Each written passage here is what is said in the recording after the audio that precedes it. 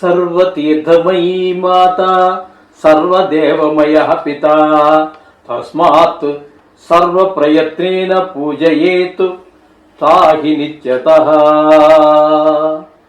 మాతృదేవో భవ పితృదేవో భవ.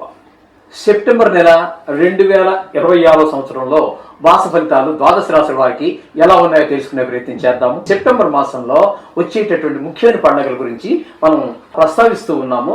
ఇప్పుడు కూడా వాటి గురించి ఏ ఏ పండుగలు రాబోతున్నాయి అనేది తెలుసుకుందాము. వాటి యొక్క ప్రాముఖ్యత తరువాత ఎపిసోడ్లో మనం ఆధ్యాత్మిక విషయాల్లో మనం చెప్పుకోవడం జరుగుతుంది. తప్పకుండా చెప్పుకుందాము. ఎందుకంటే పండుగ చేసుకుంటున్నాము, ఏదో అల్లుడిని పిలుస్తున్నాము, ఇట్లా చేస్తున్నాము, కరెక్టే. అసలు ఆ పండుగ ఏంటి, దాని ప్రాముఖ్యత ఏంటి అనేటటువంటి తెలుసుకోవాల్సిన ఆవశ్యకత ఒక హిందువుగా. తినడం మాత్రం మర్చిపోకుండా చేసుకుంటున్నాం. దానికి ఏమేమి పిండి వంటలు చేసుకోవాలని చెప్పారో అవన్నీ చేసుకుంటున్నాం, కమ్మగా తింటున్నాము, ఓకే, దాని గురించి ఏం కాదు. అయితే ఆ పండగ ఎందుకు చేసుకుంటున్నాం అనేది తెలియకుండా పండగలు అనేవి పిండి వంటలు చేసుకుని తినటానికి కాదు, ఆ పండగ యొక్క ప్రాముఖ్యత తెలుసుకోవడం కోసం మనం ఖచ్చితంగా వీడియో చేసుకుందాం. రైట్. ఇప్పుడు మీకు 3వ తారీఖు సెప్టెంబర్ శ్రీకృష్ణాష్టమి, అంటే శ్రీకృష్ణుడు పుట్టినటువంటి పర్వదినం. అలాగే 9వ తారీఖు మాస శివరాత్రి, అంటే ఈశ్వరుడికి అభిషేకం మనం ప్రతి నెలలోనూ చేసేటటువంటిది. ఓకే, ఒక రకంగా చెప్పాలి అంటే మహాశివరాత్రితో సమానమైనటువంటిది, దగ్గరగా సమానమైనటువంటిది. అటువంటి మాస శివరాత్రి ప్రతి నెలలో వస్తుంది. అది 9వ తారీఖు. ఇకపోతే సంవత్సరానికి ఒకసారి వచ్చి అఖిల మొత్తం భారతదేశం అంతా మాత్రమే కాకుండా అనేక దేశాలలో కూడా, హిందువులు ఉన్నటువంటి దేశాల్లో చేసుకుంటున్నటువంటి మహా పవిత్రమైన పండుగ వినాయక చవితి. అది 14వ తారీఖు సెప్టెంబర్. అలాగే దాని మరుసటి రోజే ఋషి పంచమి. ఈ ఋషి పంచమి అనేటటువంటిది మనం అందరూ దాన్ని అసలు ఇంచుమించుగా ఎవరు జరుపుకోవట్లేదు, కానీ దానికి ఉన్నటువంటి ఇంపార్టెన్స్, దానికి ఉన్నటువంటి ప్రాముఖ్యత గురించి కూడా మనం నెక్స్ట్ ఎపిసోడ్లో చేసుకుందాం. అది ఆధ్యాత్మిక విషయాల్లో చేసుకుందాం. అలాగే 27వ తారీఖు నుంచి మహాలయ పక్షాలు. ఇది కూడా సంవత్సరంలో ఒక్క 15 రోజులు మాత్రం వస్తుంది. అంటే చనిపోయినటువంటి మన వంశంలో మన రక్త సంబంధికులు అనాది కాలం నుంచి వస్తున్నటువంటి మన దేవతలు ఎవరైతే ఉన్నారో వారి అందరికీ కూడా ఒక శాశ్వత పుణ్యలోకాలు ఉండాలి అనేటటువంటి ఉద్దేశంతో మనం వాళ్ళకి ఈ మహాలయ పక్షం అనేటటువంటిది జరుపుతూ ఉంటాము. నిజానికి నేనే ఉన్నానండి, నేను మా తల్లి గారికి మా తండ్రి గారికి నా భార్యకి మాత్రమే నేను పెట్టడానికి అర్హుణ్ణి అవుతాను. మిగతా మా అన్నలు చేసుకోవడానికి, మా మేనమామలు, మా మేనత్తలు, అలాగే మా అమ్మ తరఫు వాళ్ళు, వీళ్ళెవ్వరికీ చేయడానికి నాకు అర్హత లేదు. కానీ వాళ్ళ పిల్లలు చేసుకుంటారు.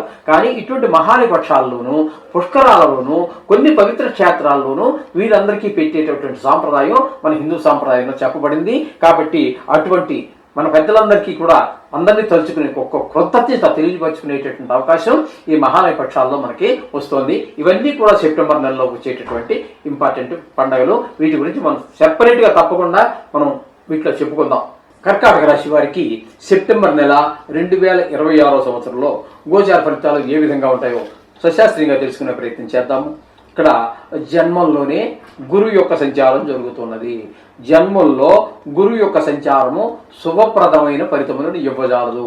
అదే కనుక మనం జాతకం తీసుకున్నట్టయితే లగ్నంలో గురువు అంటాం. అక్కడ మనం లగ్నంలో కనుక గురువు ఉన్నట్టయితే 1,00,000 పాపాల పరిష్కారం అంటాం. ఎందుకంటే విశేష దృష్టిలు, దానికి మామూలు సామాన్య దృష్టి ఒకటి ఉంటే, తన ఉన్న స్థితి ఒకటైతే, పంచమస్థానం, భాగ్యస్థానం, 4 జీవితంలో అతి ముఖ్యమైనటువంటి 4 దశల్ని అది బ్రహ్మాండంగా కవర్ చేసేస్తూ ఉంటుంది. 100కి 100 శుభగ్రహమైనటువంటి గురువు. అందుచేత లగ్నంలో గురువు ఉంటే 1,00,000 పాపాల పరిష్కారం అన్నారు. ఇక్కడ మనకి గోచారంలో ఆ విధమైన అవకాశం లేదు. ఇక్కడ మనం చెప్పుకుంటున్నది కర్కాటక రాశి గురించి. ఈ కర్కాటకంలో గురువు అంటే జన్మంలో గురువు ఏ మాత్రము కూడా మనకి శుభప్రదమైన ఫలితాలు ఉండవు. దీనివల్ల కొంచెం చెడు ఆలోచనలు, చెడు వైపు ఎక్కువ మనసు వెళ్ళటము, చెడు ప్రవర్తన వైపు ఏమైనా అలవాట్లు ఉన్నట్టయితే చెడు వైపు ప్రవర్తన వైపు ఎక్కువ మొగ్గు చూపటం లాంటివన్నీ కూడా ఈ గురువు వల్ల కలుగుతూ ఉంటాయి. అక్కడే అదే కర్కాటక రాశిలో కుజుని యొక్క సంచారం 12 రోజుల పాటు జరుగుతోంది. అంటే 12 రోజులు అన్నట్టయితే 19వ తారీఖు నుంచి. మరి ఈయన ఈయన యొక్క ప్రయాణం ఎక్కడ మొదలైంది అంటే మిథునంలో. ఆ మిథునంలో 18 రోజులు, అది వ్యయస్థానం అవుతుంది. వ్యయస్థానంలో కానీ ఆ 18 రోజులు కానీ, అలాగే జన్మంలో ఉన్నటువంటి 12 రోజులు కానీ కుజుడు ఏ మాత్రము అనుకూలం కాదు. అక్కడ వ్యయస్థానంలో ఉన్నప్పుడు ధన వ్యయము, జన్మంలో ఉన్నప్పుడు చెడు ప్రవర్తన, కోపం ఎక్కువ, కొంచెం శరీరానికి గాయాలు తగటము, ఇట్లాంటివన్నీ కూడా మనకి కుజుని వల్ల సూచిస్తూ ఉన్నాయి. ఇక బుధుని యొక్క సంచారం కనుక మనం తీసుకున్నట్టయితే, బుధుని యొక్క సంచారం మనకి ద్వితీయ స్థానంలో ఒక 7 రోజులు. ఇక్కడ ద్వితీయ స్థానంలో 7 రోజులు ఆయన ఏం చేస్తారంటే ధనానికి లోటు లేకుండా చేస్తారు. మాట చాలా సౌమ్యంగా ఉంటుంది. అసలు బుధుడి పేరే సౌమ్యుడు అని మనకి సాంస్క్రిట్లో ఉంది. సౌమ్యుడు అంటే చాలా నెమ్మదిగా మాట్లాడటం, చక్కగా మాట్లాడటం, కోపం తక్కువగా మాట్లాడటం. అలా అని చెప్పేసి అవసరం జరిగి కఠినత్వం చూపిస్తారు, అది వేరే విషయం అనుకోండి. లేకుండా అవసరం లేకుండా కఠినత్వం చూపించడం కానీ ఇట్లాంటివి ఏమి ఉండవు. కుటుంబంలో కూడా ఆహ్లాదకరమైనటువంటి పరిస్థితులన్నీ ఉంటాయి. తదుపరి అదే బుధుడు కన్యలో ప్రవేశించి అక్కడ 23 రోజులు ఉంటాడు. 23 రోజులు ఆ పంచమ స్థానంలో బుధుడు యోగించజాలడు. ఎక్కువగా సంతానం మీద, వాళ్ళ చదువు మీద, వాళ్ళ గాయాల మీద, చెడు స్నేహాల మీద ఎక్కువ ప్రభావం చూపిస్తూ ఉంటాడు. ఈ విధమైనటువంటి ఫలితాలన్నీ కూడా బుధుడు చెడు ఫలితాలు 23 రోజులు ఇస్తున్నాడు. రెండో స్థానంలో మాత్రం 7 రోజులు సుఫలితాలు ఇస్తున్నాడు. ఇక రవి యొక్క సంచారం తీసుకున్నట్టయితే 17వ తారీఖు వరకు అంటే రెండో స్థానం అవుతుంది. రెండవ స్థానంలో రవి అనుకూలించజాలడు. తద్వారా కొంచెం ధనానికి ఇబ్బంది పడటము, మాటలో కొంచెం కఠినత్వము, కుటుంబంలో ఆహ్లాదకరమైన పరిస్థితి లేకపోవడం. నేత్రకారకుడు కూడా రవే కాబట్టి ఆయనకి నేత్ర వ్యాధులు ఉన్నటువంటి వారికి కొంచెం ఎక్కువగా కంటి బాధలు మరింత తీవ్రం అయ్యేటువంటి అవకాశం కూడా ఇక్కడ మనకి కనిపిస్తూ ఉన్నది. మొదట 17 రోజులు ద్వితీయ స్థానంలో. కాకపోతే అక్కడి నుంచి తృతీయ స్థానంలోనికి అంటే కన్యలోకి ప్రవేశించి అక్కడ 18 నుంచి నెలాఖరు వరకు ఉంటారు ఆయన. 18 నుంచి అంటే అక్కడ 12 రోజులు పోయింది కాబట్టి ఇక్కడ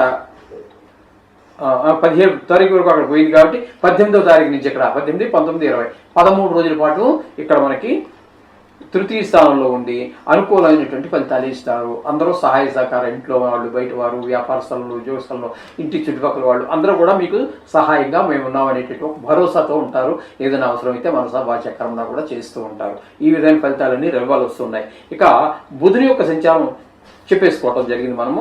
ఇకపోతే కేతు ద్వితీయ స్థానంలో ఉండటం మంచిది కాదు. ధనానికి లోటు ఏర్పడుతుంది, మాటలో కఠినత్వం ఉంటుంది, కుటుంబంలో ఆహ్లాదకరమైన పరిస్థితులు. ధనస్థానంలో కేతు ఉండటం మంచిది కానే కాదు.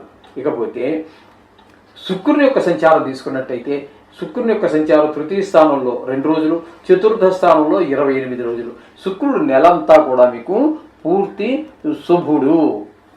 పూర్తి శుభకరమైనటువంటి ఫలితాలు ఇస్తూ ఉంటాడు. ఇక్కడ మీకు తృతీయ స్థానంలో ఉండటం వల్ల 2 రోజులు అందరు సహాయ సహకారం అంతాయి. ఇక చతుర్థ స్థానంలో ఉండటం వల్ల విద్య విషయంలోనూ బాగా చదవగలుగుతారు. అలాగే తల్లిగారి ఆరోగ్యం బాగుండటం, ఆవిడ ఆశీస్సులు, బ్లెస్సింగ్స్, ఆవిడ సంతోషంగా ఉండటము, అలాగే భూమి, గృహము ఇత్యాది విషయాలలో కూడా మీకు శుక్రుడు అనుకూలమైనటువంటి ఫలితాలు ఉంటాయి. గృహ నిర్మాణం చేసుకోవటానికో, లేకపోతే ఒక స్థలం కొనుక్కోవటానికో, లేకపోతే పాత ఇంటికి రిపేర్ చేసుకోవటము, ఇట్లాంటి ప్రయత్నాలు ఏమైనా ఉన్నట్టయితే ఈయన మీకు అనుకూలమైనటువంటి ఫలితాలను ఇస్తాడు, మీకు సహకరిస్తాడు. ధనానికి ఇబ్బంది లేకుండా ఆ వచ్చేటటువంటి ఆ మేస్త్రులు కూడా మీకు పెద్దగా ఇబ్బంది పెట్టకుండా ఉండేటట్టుగా మీకు ఈ శుక్రుడు యొక్క అనుకూలమైన ఫలితాలన్నీ ఇస్తూ ఉంటారు.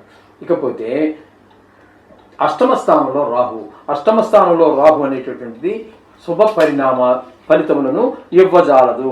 ఏదో మనకు ఆప్తులో, చుట్టాలో, లేకపోతే ఫ్రెండ్సో, ఎట్లాగో మనకి మొత్తం మీద ఎవరో చనిపోయారు అనేటటువంటి, లేదా చనిపోయినంత పని అయింది అనేటటువంటి దుర్వార్తలు వినడం జరుగుతుంది. కొన్ని చోట్ల అవమానాలు, కొన్ని చోట్ల పరాభవాలు ఇవన్నీ వస్తూ ఉంటాయి. అపకీర్తి కూడా వస్తూ ఉంటుంది. హఠాత్తుగా ధన నష్టం కలిగే అవకాశం ఉంటుంది. ఎవరితో మాట్లాడినా కలహం వస్తూ ఉంటుంది. అనేక దుష్పరిణామాలు అష్టమ స్థానంలో రాహు ఉండడం వల్ల జరుగుతూ ఉంటుంది. కాబట్టి ఈ రాహుని కొంచెం జాగ్రత్తగా చూసుకోండి. కొంచెం తప్పకుండా నవగ్రహ మంత్రాలు చేసుకోవడం ద్వారా వాటి నుంచి బయటపడవచ్చు. భాగ్యస్థానంలో శని భగవాన్ యొక్క వక్రగ సంచారం జరుగుతోంది. ఆ ఫలితాలు కూడా అంత అనుకూలమైనటువంటి ఫలితాలు కాదు. తండ్రి గారి ఆరోగ్య విషయంలో కొంచెం జాగ్రత్త తీసుకోండి. గుళ్ళు, గోపురాలకు వాటికి మనం వెళ్ళినప్పటికీ వెళ్ళే అవకాశం ఉండకపోవచ్చు, వెళ్ళినా సరి అయిన దర్శనం జరగకపోవచ్చు, అక్కడికి వెళ్ళాక లేకపోతే ఏవో అనుకోని ఇబ్బందులు ఏర్పడవచ్చు. ఈ విధంగా 9వ స్థానంలో ఉండటం శని భగవాన్ యొక్క సంచారం అంత అనుకూల ఫలితాలు ఇవ్వదు. ఇకపోతే ఏకాదశి స్థానంలో కుజుని యొక్క సంచారం 18వ తారీఖు వరకు ఉంటుంది. ఆ 18వ తారీఖు వరకు మాత్రం ఏకాదశి స్థానంలో ఉన్నారు కాబట్టి మీకు ధనానికి లోటు ఉండదు. మీరు ఏ పని మొదలెట్టినా కూడా అందులో లాభాలు ఉంటాయి. ఏదైనా ఒక పని మొదలెడితే అందులో ఖచ్చితంగా మీరు విజయం సాధిస్తారు. కుజుడు 18వ తారీఖు వరకు మాత్రమే. ఆ తదుపరి 12 రోజులు మళ్ళీ వ్యయ స్థానంలోకి వచ్చారు. మీరు అక్కడ డబ్బులు పోగేసుకుంటే ఆ డబ్బులన్నీ మొత్తం ఇక్కడ ఖర్చు చేయిస్తూ ఉంటాడు. ఇక్కడ వ్యయ స్థానంలో ఉన్నప్పుడు ఈ విధమైన ఫలితాలు అన్నీ ఇస్తున్నారు. కర్కాటక రాశి వారు చెప్పుకోవాలన్నట్టయితే శుక్రుడు నెలంతా మీకు అనుకూలంగా ఉన్నాడు. మిగతా గ్రహాలన్నీ కూడా బుధుడు 7 రోజులు, రవి 18 రోజులు మాత్రమే పాక్షికంగా మీకు అనుకూలమైన ఫలితాల్లో ఉన్నారు. అంచేత మీరు ఒక రకంగా చెప్పాలంటే కొన్ని ఇబ్బందులు. అంచేత డబ్బులు ఆచితూచి ఖర్చు పెట్టుకోండి. మాట్లాడినప్పుడు కూడా మాట్లాడే ముందే ఆలోచించుకోండి. మాట్లాడిన తర్వాత మీరు ఆలోచించడం వల్ల ప్రయోజన శూన్యం. అలాగే ఎవరో ఏదో డబ్బులు అడిగారని ఇవ్వడం అంత మంచిది కాదు. అది మీ మిత్రత్వం చెడిపోవడానికి, మీ మధ్య శత్రుత్వం పెరగడానికి అవకాశాలు ఏర్పడతాయి. అలాగే ఎవరికి హామీల మీద సంతకం పెట్టకండి. పూర్తిగా అలాంటి దగ్గరికి వెళ్ళి సంతకాలు పెడితే హామీ సంతకాలు ఎవరికైనా పూర్తిగా మునిగిపోయేది మీరే. మీరు ఎవరికైతే సంతకం పెట్టారో ఆయన ఏమి మునగడు, ఆయన పైన ఉంటాడు, మీరు నీటి అడుగుని ఉంటారు, మీరు మునిగిపోవడం ఖాయం. అంచేత తగు జాగ్రత్తలు తీసుకోండి. ఖచ్చితంగా నవగ్రహాల గురించి మీరు జపం పూర్తిగా హృదయ జపం అంటే శ్లోకాలు మనం రోజు చెప్పుకుంటున్నవే అది కొంచెం చూసుకోండి. అది ఆ విధంగా కొంచెం చేసుకోవటం వల్ల మీకు ఆ ఇబ్బందుల నుంచి కొంచెం బయటపడేటువంటి అవకాశం ఉంటుంది.